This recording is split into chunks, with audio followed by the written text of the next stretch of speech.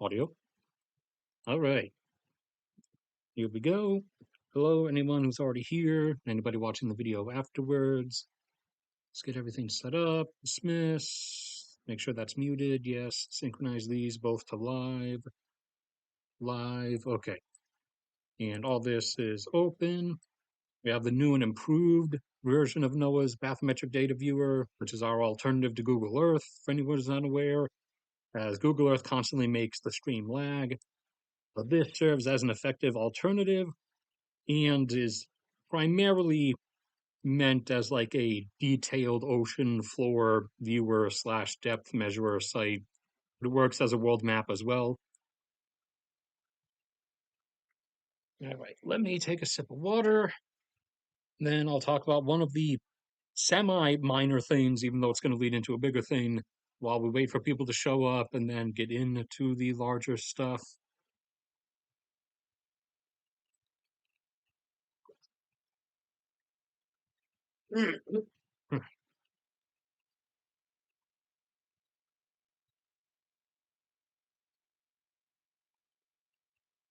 All right. Nobody here yet, but we're going to start off anyways. So, where is it? Yeah, so one of the smaller things, although it has to do with a larger thing, is that overnight, the other night, there was a ship that a small, uh, not necessarily yacht sized, but not small, like personal lake boat size, something in between, with like a dozen dudes or so on it. Came from Miami up towards the coast of Cuba, and it was supposedly going to rendezvous with like family members who were going to be hiding in some location on the shore and was going to rush them back to Miami. But the Cuban Coast Guard saw it and shot at it and killed four of the guys on it, and the rest were injured and/or detained. So that has increased, publicly at least, the international strain between Cuba and the U.S. that was already there and didn't really matter because we're going to be toppling Cuba's regime anyways. That's been pretty heavily signaled. For those who are unaware of the situation up to this point, we kind of already just flat out said we're going to do that. And since Cuba was already uh, heavily decaying infrastructurally, anyways, we started a complete oil blockade around them, blocking them out from being able to receive shipments of oil or any other fuel. And since most of their power plants are, as an island nation, seems to be typical, they're oil fired power plants or very large diesel generator plants. So they've been running out of fuel for their power plants and has cascaded into effectively a total national blackout except for Havana. Havana is effectively the only area left with electricity, and even in Havana, it's being rotated district by district, like 2 hours at a time. So the idea behind the current administration's angle on this is obviously to push Cuba over the final ledge into all out complete national collapse, which will then give uh a like public opinion, although it still won't really, but would theoretically in a normal timeline give a public opinion excuse for a uh, military intervention and regime removal. And several several countries have tried running it, but Mexico was blocked from delivering fuel. Their ships have not been blocked from delivering other things, obviously. And there was a tanker from Russia that was coming in, and Russia said they were going to ignore the blockade. But last night, they turned around and left. So that was a lie, and they are not, in fact, going to try to go past the blockade. So this is pretty locked in as something next up on the block that's going to happen. Why are you not registering that the power cord is plugged in? There we go. Now it's registered. As Cuba is one of the three things on the very oddly elongated triangle of things that the Pentagon wants out of the way before Taiwan happens. You have Venezuela, which is already done. You have Cuba, and you have the big upcoming one, high probability of starting this weekend, Iran. So Venezuela's done. Cuba and Iran are on the want to do list. And together, these make up the very elongated triangle.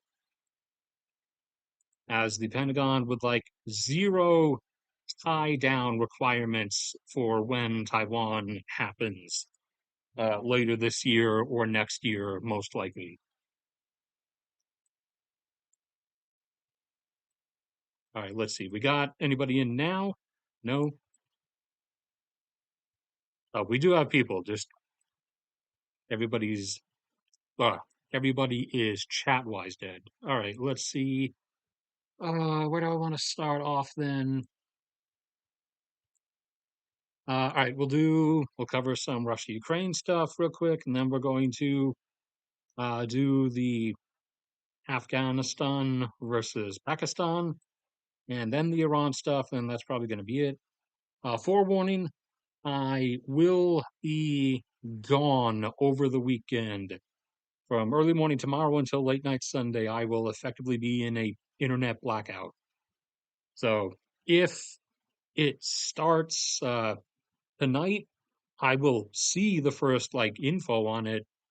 But if it starts anytime after 8 in the morning tomorrow, I won't. And even if I saw the start of it, if it like starts tonight, I won't be able to get caught back up on it until Sunday night. So if things light up with the Iran stuff over the weekend, don't expect me to suddenly like jump on and talk about anything as it's happening because I'm physically not going to be here. So, uh, Ukraine, Ukraine now has quite a load of Flamingo missiles, and it has begun to use them readily. So, one strike was on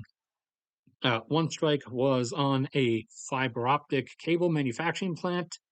Russia's only remaining operational fiber optic cable manufacturing plant, and that now has them entirely dependent on imports. And the only way they're getting those, they're not even getting those like third party via Kazakhstan.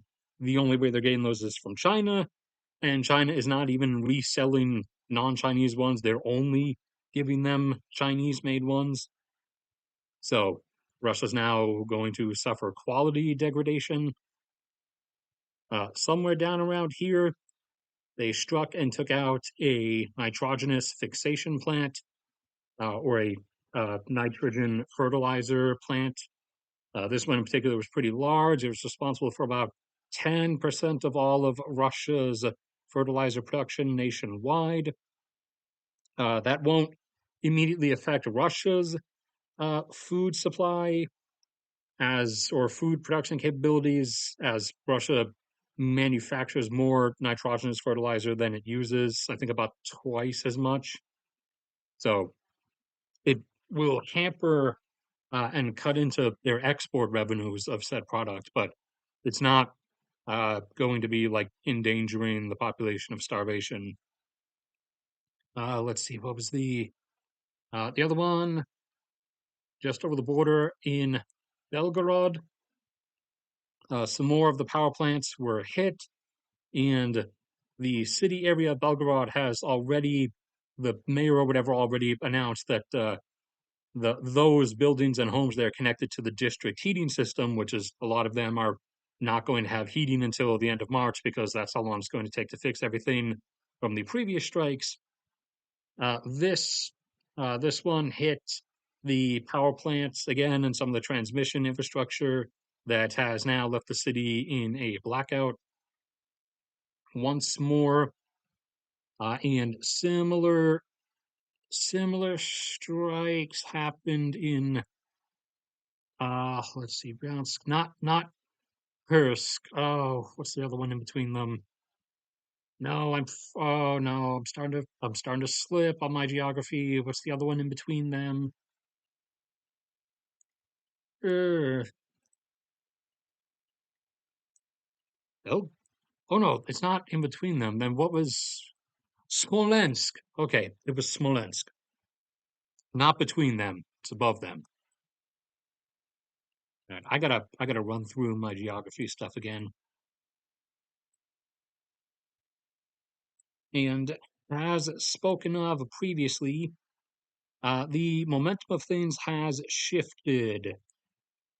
So things were up like this, blah blah blah. Luhansk borders up like there. So previously, Russia had been doing this like circle around this one pincer instead of two pincer circle attempt around Pokrovsk.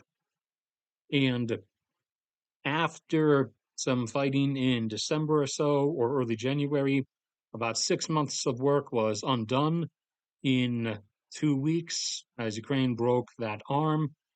And now in the surrounding area, Ukraine has actually begun reversing the slow crawl direction, and now Russia's the one being pushed back after about 2 years of consistent gains. So this was one from 12 hours ago from Noel, and then there was the one from a Russian dude who actually was showing that the pushes are digging deeper in than initially thought. And then further south down the line is the stuff you saw last time. I think I still have on here. I scroll down far enough. Come on. Come on. Yeah, there. Is that push in there. So this directional momentum reversal has been ongoing for about 3 weeks now. Oh, is that the yeah, that's the tracker showing the Russian fuel tanker that's turned away from Cuba after promising that it was going to run the blockade.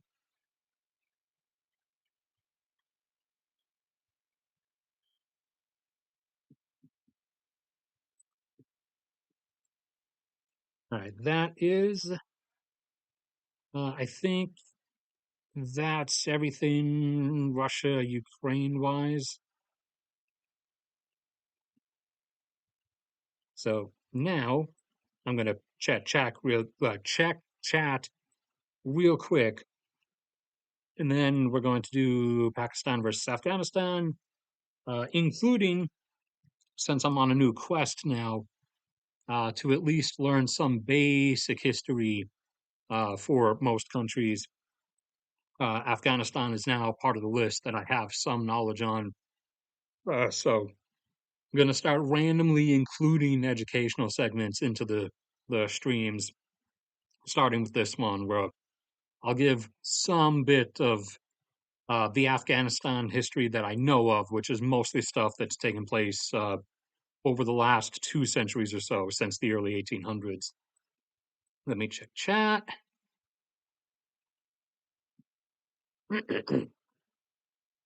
Ooh, thank you. Cash money. €2. That's uh €2 is well like 230 right now. That means we have to adjust the anti-apocalypse map. All right, let's see. Two we'll round it up to 2.5. We'll say 2.5 million people So that is enough to where we'll add Hawaii and little Rhode Island there. Hawaii and oops, no, that's the border. I need to color the actual state. No, color the actual state. There we go. Hawaii and Rhode Island will now survive the apocalypse, along with everywhere else. Alaska, home, aka I used to live in Alaska. If anybody who's new, up until 2020 happens, then my job was gone, so I was forced to move back down to my parents' place in South Carolina. I would love to escape and go back up home to my very blessed Arctic darkness, but that is not possible right now. British Columbia, Washington, California, South Carolina, Massachusetts, Jamaica, Costa Rica, Panama, Colombia, Guyana, Suriname, French Guiana, Namibia, Angola, Equatorial Guinea, Cyprus, Wales, Northern Ireland, Scotland, uh, Estonia, Latvia, Lithuania, Belarus, Kazakhstan, and anybody else? No. All right. Everybody in those states, territories, or countries will actually survive the end of the world. Everyone else, sorry, you're all just going to die. But I started doing this stupid map filling thing because I figured back when I was able to live up home on my own, I was living off of only about 8 grand a year and I was fine. And I figured, there's about 8+ billion people on the planet. So $1 per million people. So on the journey back up to trying to earn 8 grand a year again at the end of every month or whenever I get like a super chat or something on Patreon or sorry, something on PayPal, I'll fill in more areas of the map. And if we ever get to a point where in the span of a single year, the entire map, the entire planet gets to actually survive, then that means I effectively am earning a livable income again. Thank you for the €2. Let's see. Pakistan, India, Taliban.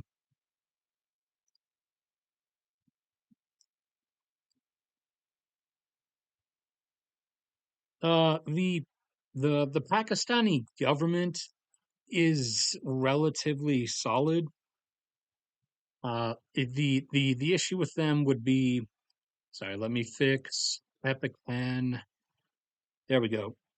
The issue with Pakistan would be not that like their government would fracture and like I don't know they would run away. I mean they would if the military and the citizenry like turned against them, but the issue with Pakistan, especially towards like the eventual separatism stuff, is more along the lines of whether whether they'll actually draw the Himalaya section and then the semi-Pashtun separatism section is whether they'll be able to like maintain direct control. That's the that's like the real thing. Kind of like how oops no delete zoom out. Kind of like how they'll probably still claim to maintain control even if say Balochistan breaks away completely and starts functioning as a like Somaliland-esque de facto independent state, or like separation levels on the level of Taiwan from China. The Pakistan, kind of like China, would still insist that Balochistan is just part of Pakistan. But for a little while at first, if it gets that far, it might be for a little bit, a bit more like the semi or de facto separation of the Ambazonia region from the rest of Cameroon. Uh, as Ambazonia is kind of more tied to the Biafra region of Nigeria, and They've drifted away from wanting to like unite with the Biafra region, but they still don't want to be part of Cameroon itself. So they've been functioning on their own for quite a while, but not without Cameroon consistently uh, trying to regain them. So there's been off and on fighting along that de facto border for decades at this point. Yeah. So there's three levels of non-recognized independence. Basically, there's Ambazonia levels, which can eventually grow into Somaliland levels, which then can eventually reach Taiwan levels, at which point the entity truly, in everything except UN recognition, is just a separate country. So I think it's probably more likely that the Balochistan separatism stuff is going to go that route and will climb up those three stair steps of independence over time. And I mean, their independence will be kind of helped in the not too distant future by the immense water war that Pakistan and India are going to have with each other. That's kind of going to require all of Pakistan's military focus. So a point is coming where they literally will not be able, they will not have the force availability to constantly fight against the separatism in Balochistan. But for the time being, yes, a new war has broken out between Pakistan and Afghanistan all along the border. So a couple nights ago, the Taliban attacked various points across the border, some outposts, some in some places they actually just crossed over the border and invaded a few towns. They got into firefights with Pakistani border guards, killed the border guards. They invaded various towns and they kidnapped a bunch of people under the pretense that the people were Pashtuns who want to be reunited with their Pashtun brothers in Afghanistan and live under the wondrous freedom of the Taliban regime. So that was the supposed like reasoning. And also now they've kind of been saying like, well, Pakistan was going to attack us anyway, so we might as well do it first. And in response, Pakistan has deployed military to the borders and is now, even as of this moment, engaging the Taliban at various points throughout the mountains.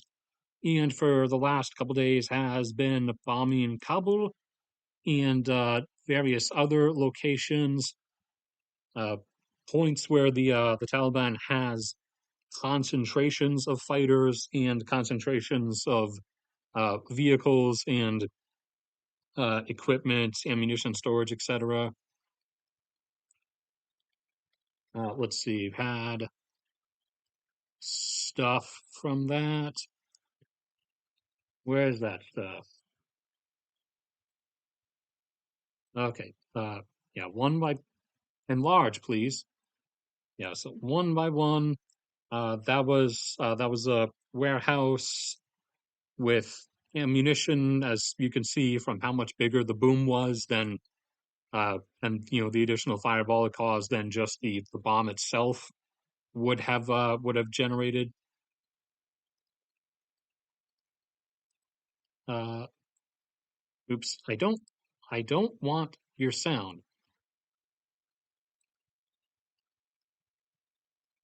This one not really that impressive. That's kind of just like a random border outpost. So there were probably like maybe two or three Taliban dudes in there. Like I don't know, playing cards or something. And this one's just from far away. uh, where you see the explosion and fireball, I think.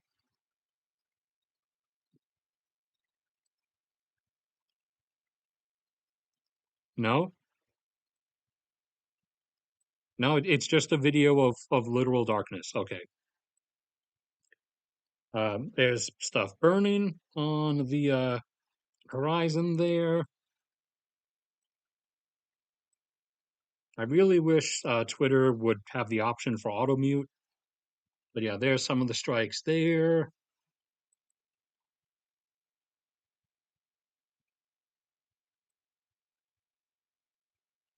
And there are some carried out by rocket launchers or MLRS as opposed to actual aircraft bombings.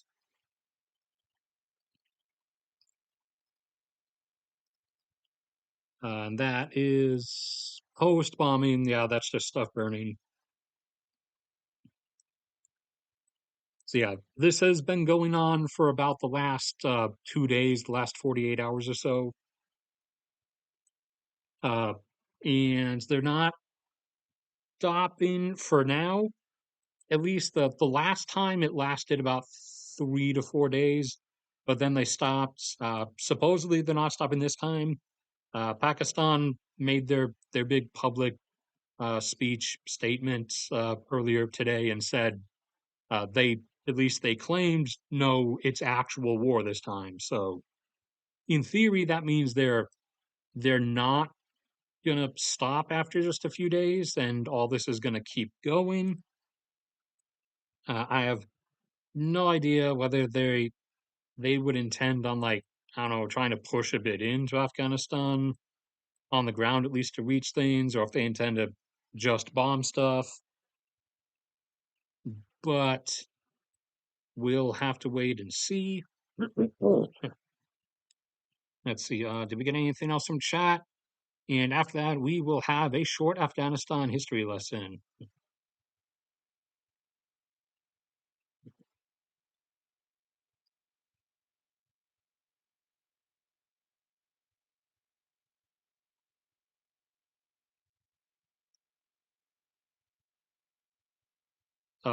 No, everybody knows what the objectives are for these activities. The objective is regime removal, or not necessarily removal, but coercion into compliance. Like the regime in Venezuela is technically all the same people. Maduro was the only one who left. His literal right hand woman is the person in power now, but she acquiesced and gave in to all of the various oil demands that the US made. Technically, most of the people in power in Cuba could stay in power theoretically if, when the intervention there happens, they just kind of agree to stop calling themselves communist and agree to whatever various economic demands get placed on them. Uh, Iran is not in that much of a position. I mean, there's a lot more people in the Iranian government that, from the Pentagon's point of view, need to be removed and have no wiggle room about that. As the Cuba and Venezuela aren't like legitimately regional influences that have like countless proxy groups throughout the world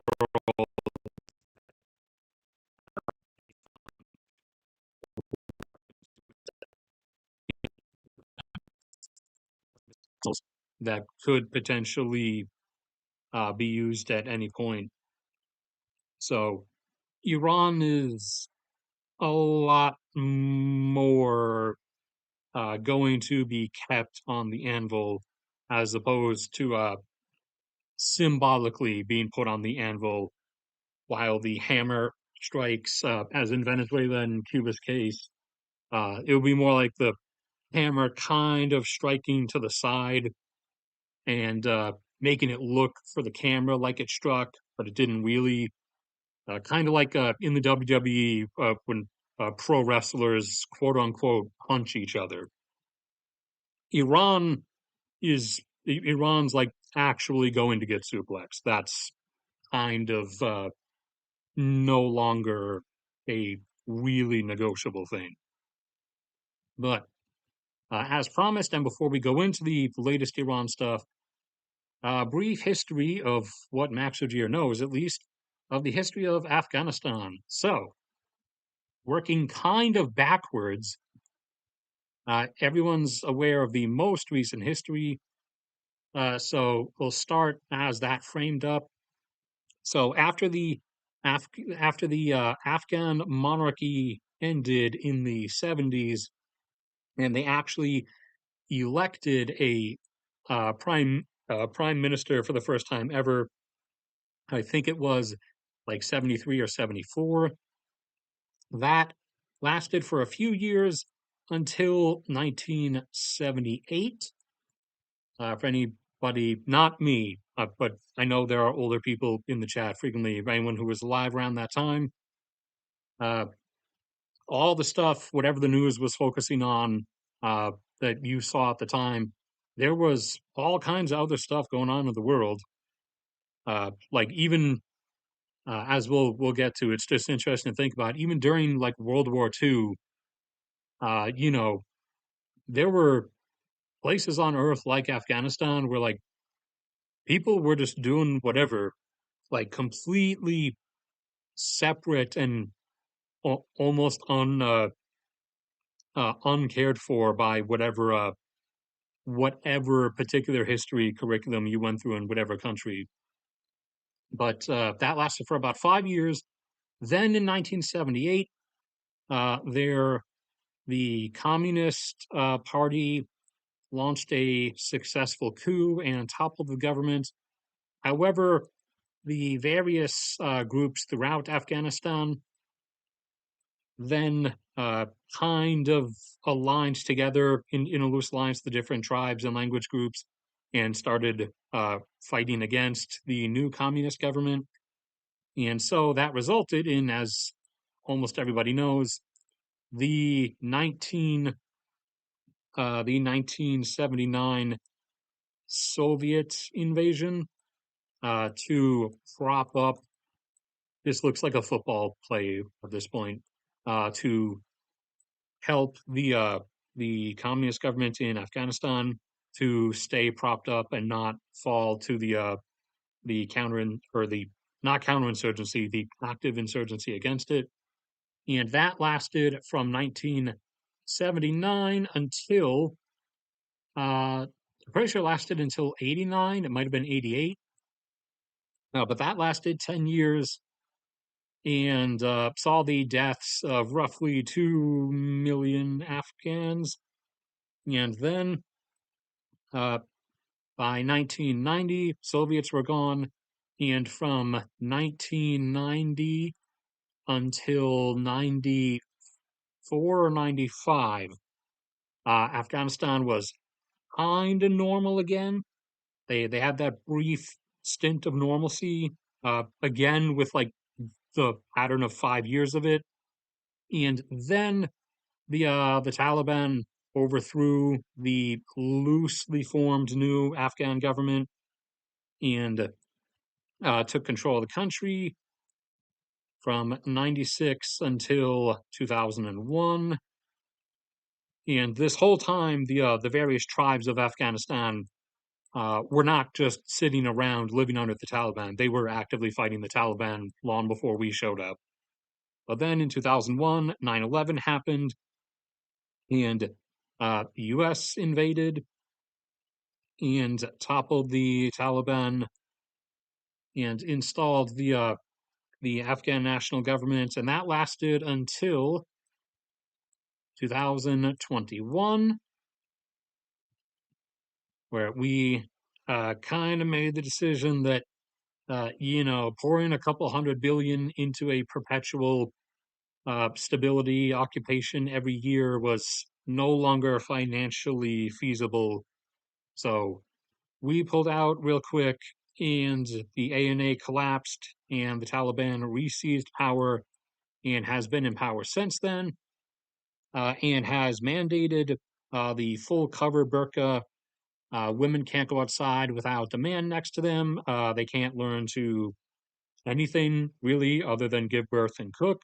And they now have prison bars on their windows so that they can't lean out to speak to people outside of the house. And the Taliban, have actually also been having their own stability issues as the Balochs in the Afghani portion of Balochistan are now fighting for independence from the Taliban, along with various groups, smaller tribal groups in the northern valleys have been vying for independence and have kind of succeeded at repeatedly pushing the Taliban out of their territory. So the what the Taliban controls is kind of like it would look really weird to actually like accurately draw on a map. It's like, I don't know, do this and then like that, and then come back up like this. And so, I don't know, the shaded parts would be like what the Taliban actually controls. And there's some like bubbles within that too. And recently, over the last year and a half, Taliban have been constantly trying to uh, go to Pakistan into war with them because psychologically it seems after 40 years of it, the Taliban just can't really handle life outside of perpetual jihad.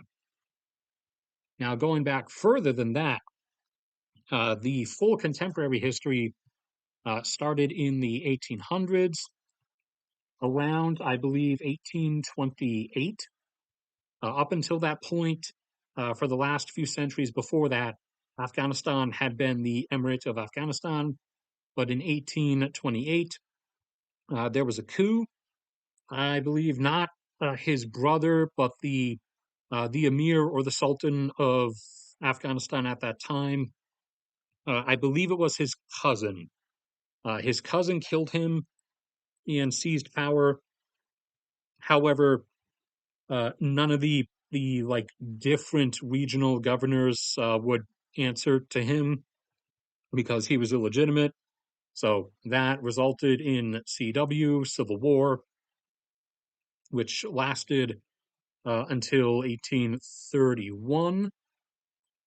And then there was the first British invasion of Afghanistan in 1838.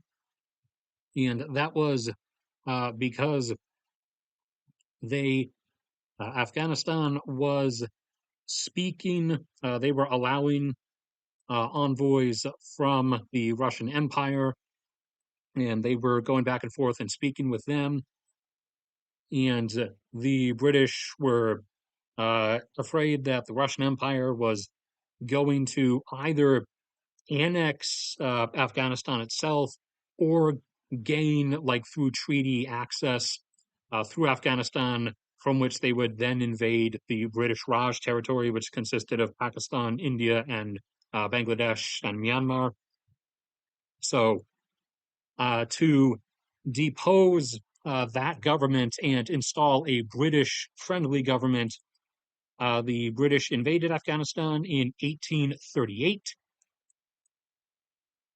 and they did not succeed in what they wanted.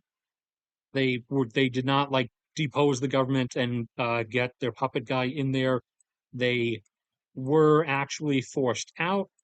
However, even though they lost, they ended up kind of still sort of getting what they wanted in a weird way because uh, the the Afghan government afterwards uh, chose neutrality and refused to like kick either the British Empire or the Russian Empire.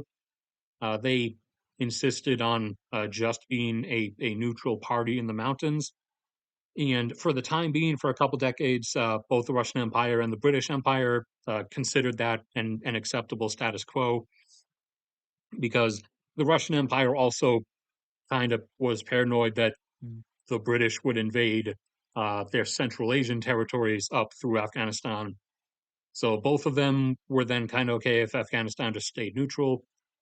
So that first British invasion was from 1838 until 1841.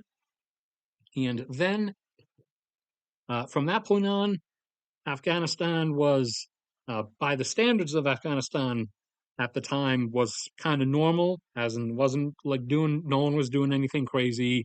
There wasn't really an 1800s Taliban yet. That came about later. But then in the 1870s, there was a second British invasion of Afghanistan, as for the same reasons as before, basically. Afghanistan was openly talking with both the British Empire and the Russian Empire, and Britain kind of interpreted them talking with the Russian Empire as them potentially choosing to side with the Russian Empire again. So uh, Britain invaded once again. This time they actually succeeded after this. I think this one actually did last about the same amount of time as the last one, about 4 years. This time they actually succeeded, and the guy that, or sorry, not the guy that they wanted a specific dude. They brought in like an exiled guy to, or no, wait, sorry, the exile guy was the first war. So that wasn't this one. But they had a specific guy in mind that they wanted to be the new emir or the new sultan. However, the guy who actually ended up becoming the emir or the sultan of Afghanistan actually just kind of did everything the British wanted. So they won, sort of, but by their own admission at the time, after the war, a lot of politicians back in London in the parliament were lamenting about how the whole thing was actually pointless, because the guy who was next in succession or whatever, not the guy they wanted to install as a puppet, but the guy who was going to come in anyways to power, ended up being pro-British anyways. So the second invasion ended up being completely pointless. The first one was kind of pointless anyways, but this one was even more pointless since they feared that this new guy in power was going to side with the Russians, but he ended up, he was always going to side with the British anyways. So from this point on, Afghanistan for a few decades was kind of pro-British. Yeah, we draw like the X and then the things through the X. There you go. There's your British flag. Be happy. So Afghanistan was kind of pro-British. It wasn't part of the British Empire, and it was never really a colony. Britain never really like went there. They did maintain a few like outposts in the country where they stationed troops, most of whom were actually Indians and Pakistanis that they forced to go do it.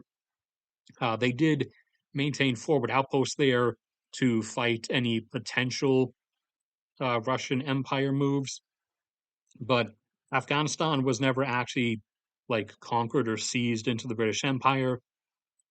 And then, as World War One came around, seeing that the British Empire, was heavily weakened after the war, Afghanistan uh, revolted and ousted the different garrisons that were like pre-positioned stationed along the Russian Empire border, and those that were along the border with the British Raj. So Afghanistan revolted and forced the British to leave. And after that, Afghanistan was during the 20s. Afghanistan actually kind of went the whole modernist Islam route and actually did away with burqas and actually had like women go to school and stuff. However, there was, you guessed it, a coup in the 1930s, and the guys who came into power after the coup uh, went right back to the more oppressive stuff.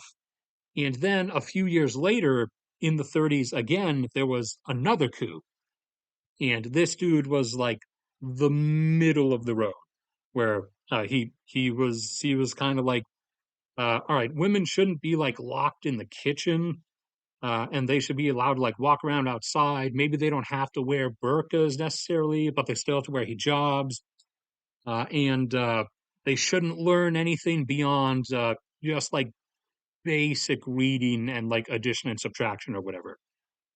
So that was that, and that led into contemporary Afghanistan for a few decades, up until where we touched on a few minutes back in the 1970s, where when that dude died, the last like emir or sultan or whatever, Afghanistan then had actual like elections and elected a government, and that government then only lasted for 5 years before the communist revolution and etc. And that gets into the modern history that we already discussed.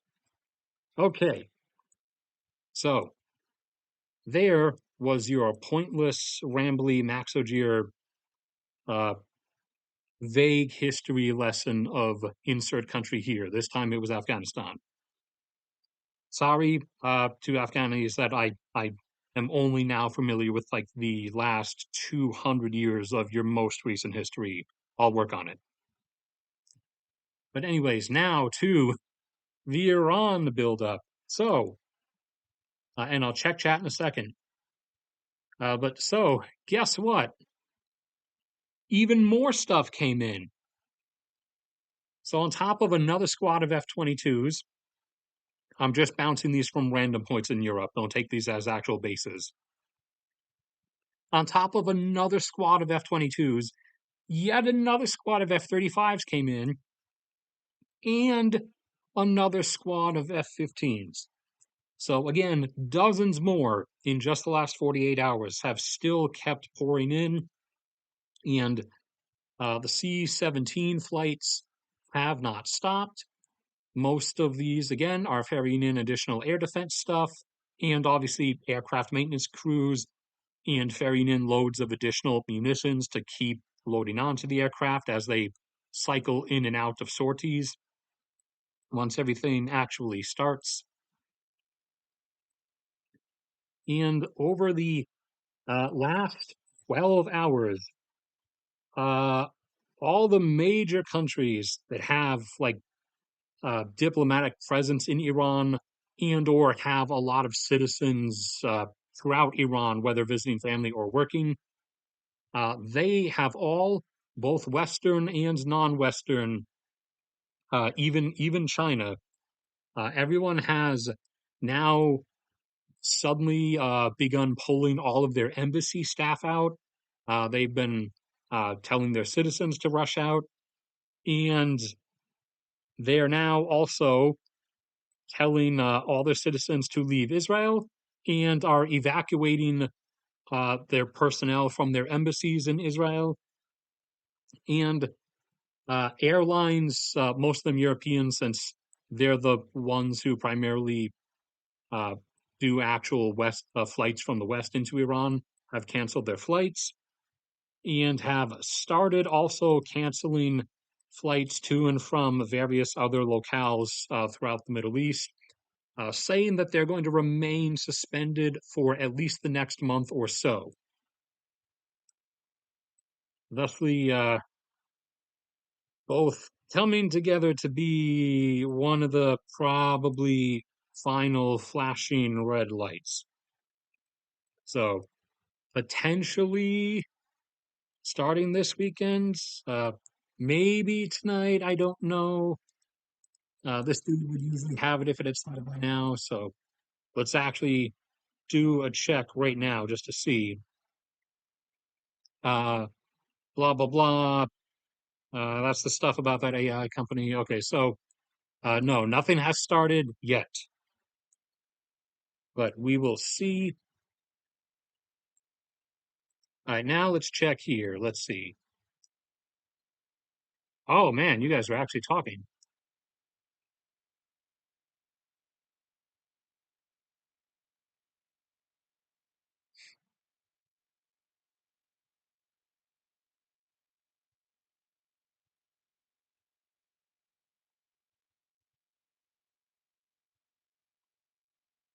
Uh, I have not heard anything about.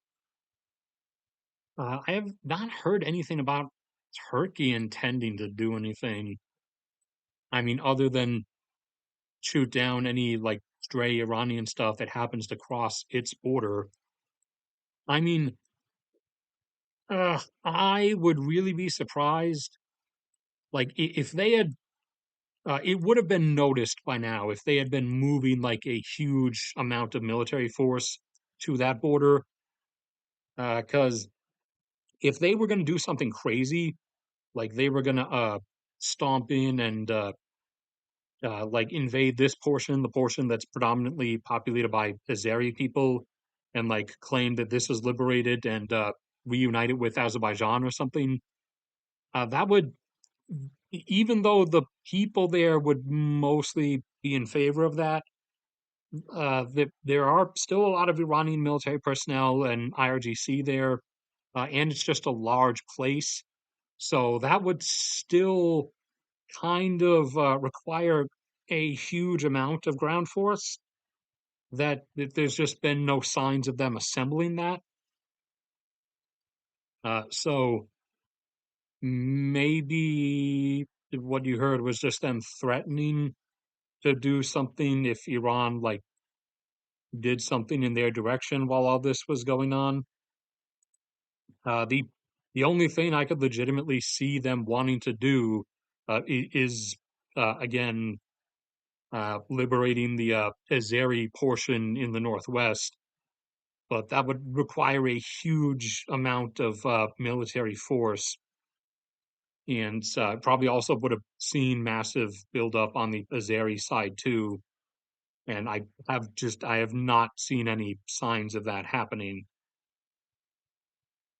I mean, maybe if they really feel like doing something wacky, maybe they'll just like occupy this portion up here so that they can have a direct non-Iranian territory link to the exclave here, the Azerbaijan exclave on this side of Armenia. Like that. That's the only, I guess, quote unquote, sneaky thing I could think of them doing that wouldn't require too much force. But again, there still would have been like something noticed about them like building up, which I just haven't seen up to this point. Let me also let's see. That was more flights flying in, stuff being ferried, combat aircraft arriving, the diplomats being evacuated, even China evacuating.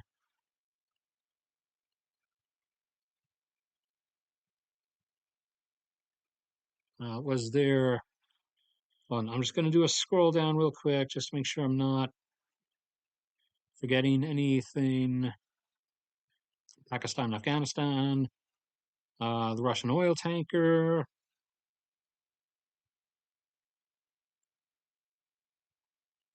Supposedly, Iran offered to let American companies operate in its oil and gas sector. I don't really buy that, but supposedly a particular news outlet is claiming that that's a thing that happened. That was from yesterday. That was more stuff flying in. I don't think there's the F-22s, blah blah blah. That was the Ukraine-Russia strikes.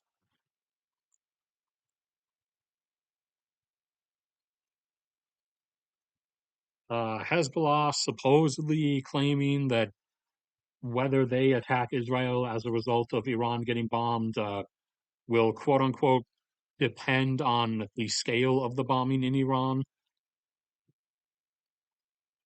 Oh, yeah, various U.S. naval ships and other countries' naval vessels that were docked at ports in the Persian Gulf have now moved out to sea as of 2 days ago. So that's another final blinking red light for you.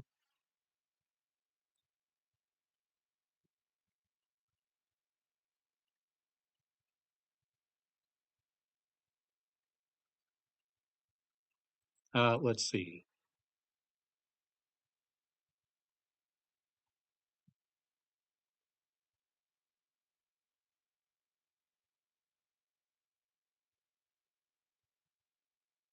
Uh, it, yeah, everyone's been saying contradictory stuff though, dude. Remember that that was literally the same story back in June. Was we're making good progress. We're gonna have a deal. Uh, oh, what's Trump's language? Very bigly. It's a big tremendous. It's a tremendous deal. Never seen anything like it. Everyone says it's the best deal that's ever been made. It's a deal of deals. Believe me, I know about deals. I make a lot of them. I had my son-in-law get, a nice bribe of 2 billion from Saudi Arabia, but we don't talk about that. Oops, no, switch back to the mouse.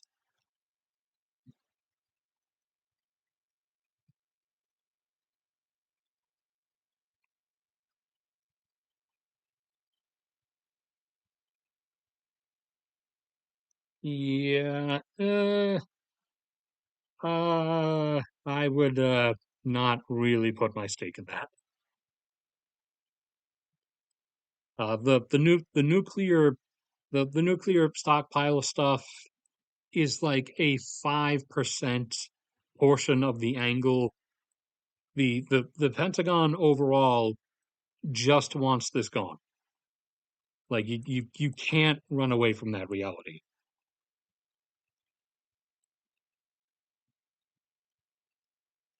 And I'll come back to that or check chat in a second. But also the other stuff that I forgot to include.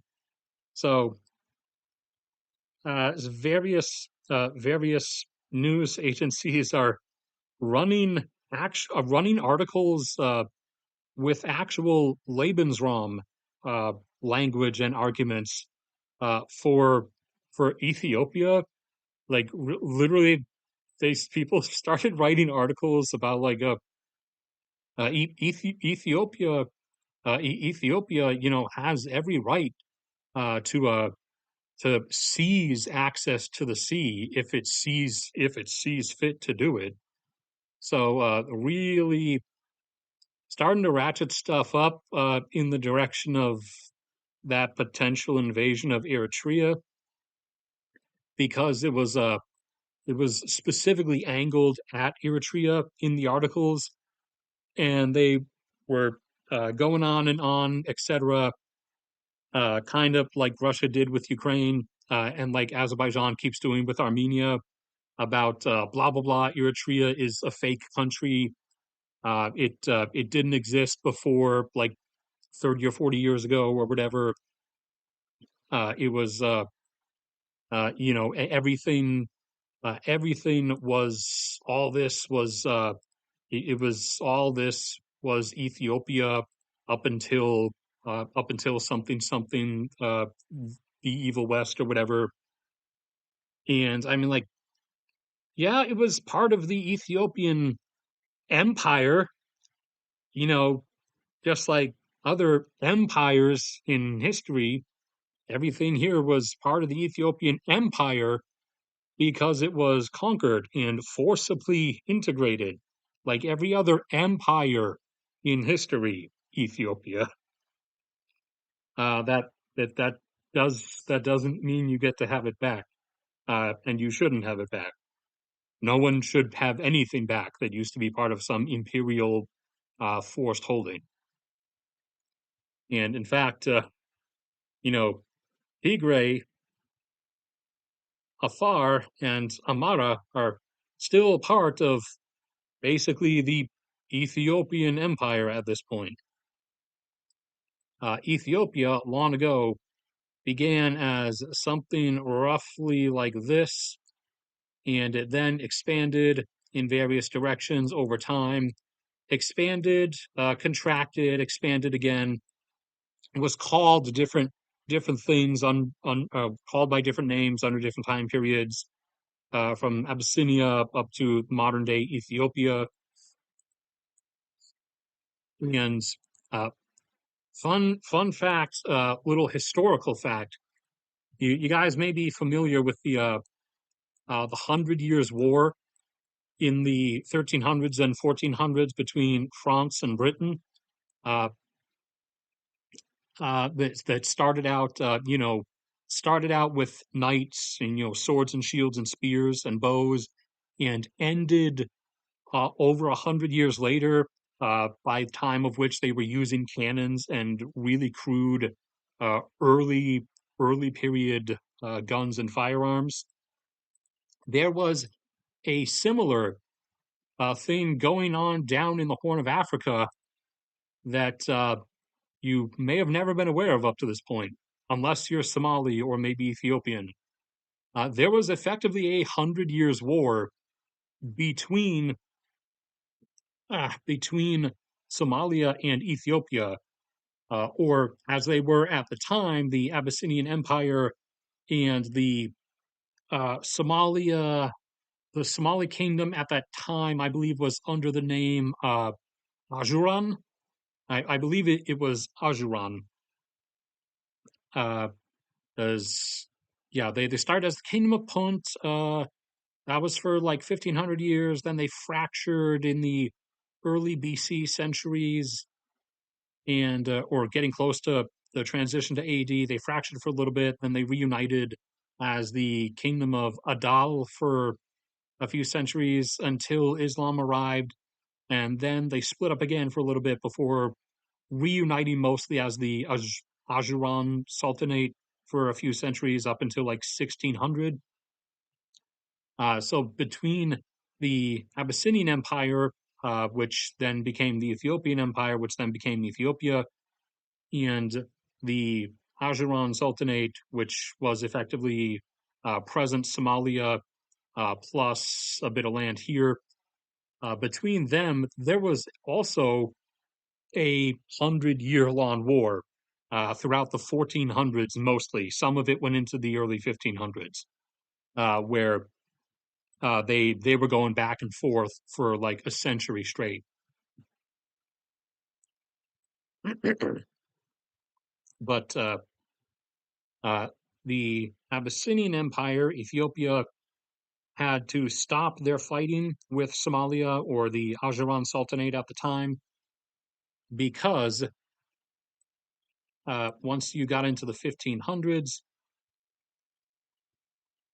you had the Ottoman Empire was getting kind of stretched out at that point, and they pretended that Algeria was part of them, but in secret, Algeria wasn't, or what was Algeria at the time. But the Ottoman government kind of bribed the various city states in Algeria at the time to basically kind of just go along with it and let the Ottoman Empire claim that Algeria was part of it. So actually, kind of a bit of funny history on their part. Here's here's a few $1 billion just pretend that we conquered you. But the Ottoman Empire controlled Egypt and portions of Sudan and was getting too far south for the Abyssinian Empire or Ethiopia's comfort. So they had to redirect their attention to the, at the time, expanding Ottoman Empire to get ready to counter what Ethiopia at the time saw as a potential imminent invasion from the Ottomans. Although that never ended up actually coming to fruition because the Ottomans were more ended up being more focused on Europe and were obsessed for centuries with getting to Rome. But Ethiopia and Somalia did have their own 100-year war, roughly not directly overlaid with the British and French Hundred Years' War, but roughly at the same time. The British and French one was from the through the 1300s, I believe the mid or late 1300s into the mid or late 1400s, and the Somali Ethiopian one was from the sometime in the 1400s into like the very early 1500s.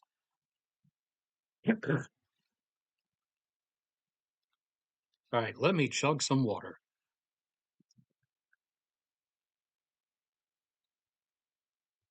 Oh, and again, uh, reminder for anyone who showed up after the early portion. For one, you can scroll back along the timeline anyways if you want to see the whole thing. But if this starts up tonight or this weekend, don't expect me to suddenly jump on and start talking about it. I'm going to be gone for one overnight on the weekends. I'm going to be effectively locked out of the internet for roughly a day and a half. So if it starts tonight, I'll see the initial beginnings of it. But if it starts, like, say, tomorrow, then I won't even get to see anything of it until Sunday night when I return. All right, let's check things. ah,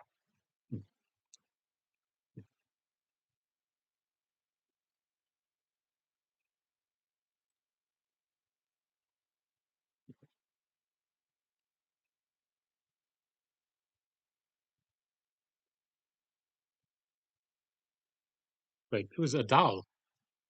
But I thought, oh no, I messed it up. I thought a doll was the uh, the post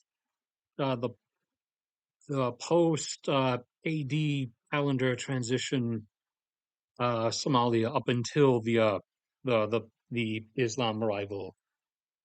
Okay. All right, then I messed those up. Okay, it was a doll at the time, and I know it then went through a transformation into another one for the next few centuries after uh, the year 1500 or so. So okay, it transformed into the Azeran Sultanate after being a doll. All right, I forgot what the middle one was, because I know it was like 2000 plus BC up until like the hundreds BC. It was Punt plus a few other surrounding smaller kingdoms that were the one of the main sources of where Egypt actually got all of its gold. And then I know as it got close to like within a couple of centuries of the calendar transition, it like fractured for a few centuries, and I thought Adal was what it then recoalesced into after, like sometime after the calendar change. But all right, I forgot what the Middle Kingdom was then.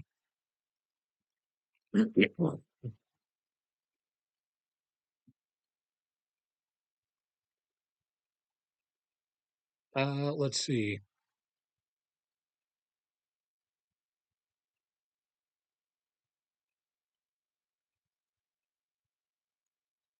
Uh, if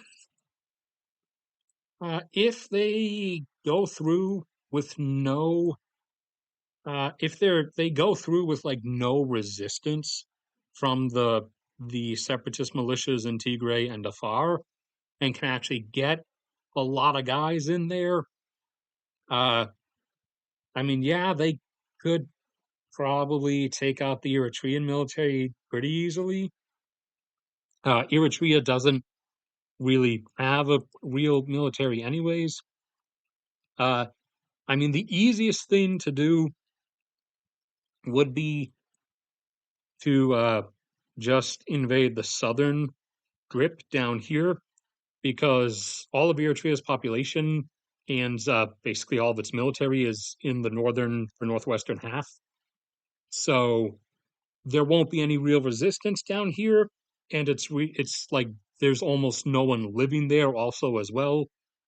So that would probably be Ethiopia's easiest option because they would then uh, just be able to settle with a de facto control or occupation situation where this is still technically Eritrea, but Ethiopia is in military control of it.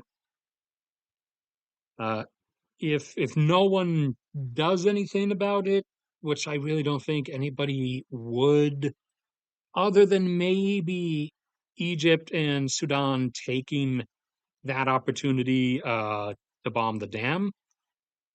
But I also still have my suspicions they're going to do that when the Taiwan stuff is happening because we're going to be so invested in that, along with almost everybody else being invested in that in one way or another, that they kind of know that they'll be able to sort of do that without really getting punished for it in any way, which kind of also would then make you think that, you know, Ethiopia possibly is also going to probably invade Eritrea while we have everything off focused on Taiwan when that happens because of the exact same reason. They know that everyone's going to be a bit too distracted to make them like suffer any consequences for doing that. If anybody like actually intervenes again, which I don't think anybody would unless Egypt bombs the dam, which I mean that would kind of count. But unless anyone if anyone really intervenes, there is kind of nothing Ethiopia could really do because again, like Eritrea, they don't have a real military. They have a much bigger one, but they're both running on not great stuff, and only Ethiopia between the two of them has an actual air force, and its air force is kind of uh, it's being generous to call it an air force. I mean, the only one who I think, other than Egypt bombing the dam, but that wouldn't be to save Eritrea from invasion. That would be because Egypt just wants to bomb that dam. Uh, and the only one who maybe might do anything would be Israel, because the IDF uh, basically owns these islands. It leases them out from Eritrea. That's actually a big chunk of the Eritrean government's money is payments from Israel to use these islands. Israel has several air bases on these islands that it uses to launch strikes on the Houthis primarily. So if the IDF kind of doesn't want to trust Ethiopia now controlling this coastline and being like that close or potentially doing other stuff to the rest of Eritrea, then Israel might intervene and like bomb Ethiopian forces as they try to enter Eritrea. But that's the only country I could really see like directly doing anything. Again, other than Egypt bombing the dam, because that Israel probably would feel a bit concerned about the change in coastline ownership uh, within proximity to their islands. So that's the only one that I could think of intervening directly off the top of my head, at least.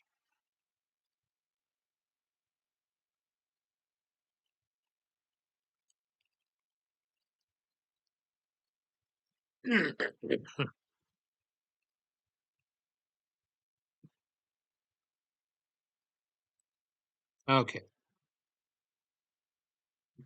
Uh,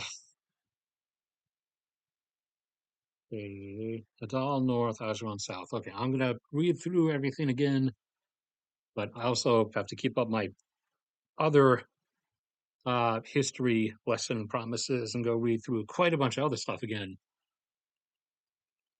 Like go back and reread the stuff on Peru, which led to a bunch of stuff about the history of the rest of South America and Latin America. Like everyone's probably familiar with uh, George Washington. You know, the everybody's like epic American Revolutionary Giga Chad Freedom General. There was a South American version of him actually in the revolutions against Spain. There was like George Washington, but on steroids. There was a guy called San Jose de, or sorry, no, sorry, Jose de San Martin, General Jose de San Martin, who led the armies in the revolution in Peru to kick out Spain. He was not a Peruvian general; he was an Argentinian general. So you see, he went clockwise. He led the revolution in Argentina and overthrew Spain and gained independence. Then he hiked up over the mountains, went to Chile, led the Chilean armies and kicked out Spain and Chile. Then he went up to Peru and gathered up a bunch of Peruvian revolutionary armies and liberated Peru from Spain. Then he went back down to Bolivia and then down, down, and then down back to the Atlantic and then back home to Argentina after he'd been Mr. Revolutionary General across every single country south of Ecuador. So this was Latin American George Washington, but with that like laser eyes Giga Chad meme or hashtag he just kept going. There was always another revolution.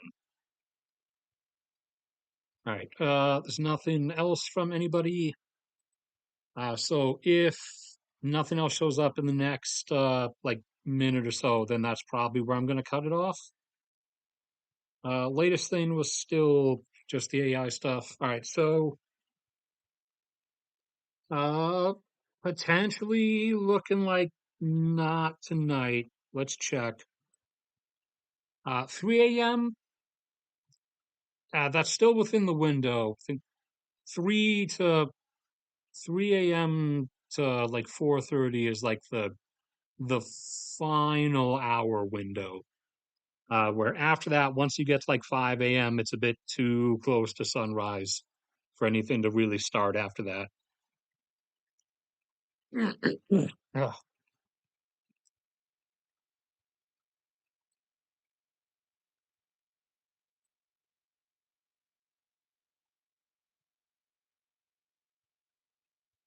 All right, yeah, nothing else is showing up. All right, so thank you everybody who was here. Thank you, Nicholas or Nikolaus, for the €2. And we'll do 8, 7, 6, 5, 4, 3, 2, 1. All right, that's it. I'll see you guys around next time.